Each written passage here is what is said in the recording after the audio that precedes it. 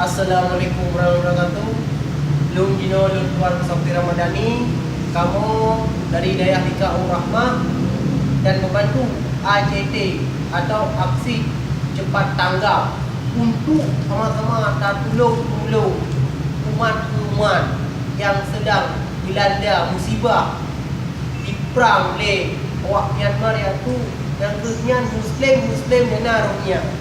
Jadi bagi rakan-rakan urung yang nak beriman, bagi rakan-rakan urung yang nak sayang sesama umat, tolong saat membina rezeki, membina puasa, tunjuk sedekah, membina puasa, tunjuk peng, membina puasa, tolong umat Islam yang tengah dibantai Jino Wahyan kan mengungsi ke Bangladesh.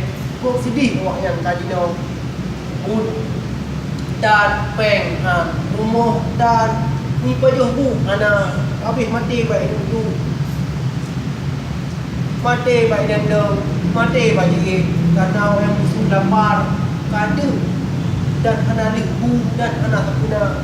Jadi tayong Indonesia yang kada dilanda oleh tsunami Acehnya cukup parah dunia dah tayong kena balai tsunami yang Allah beri. Jadi itu tayong punya nak sayang tu dan sayang tu umat, sayang kepada awaknya dan tolong tajuk Pak Kantor AJT di lokasi AJT yang di ke Bulog atau samping Bank Mandiri. Karena jauh dari sini Long Jino dengan Long dan buatnya adalah Tutu Fahmi dan tim bantu relawan AJT. Relawan AJT adalah relawan yang tim tolong dalam Islam. Jadi baik dua sangat-sangat alangkah dan kemudahan dan tolong umat Islam yang tengah dibantai lewat kafir Myanmarnya.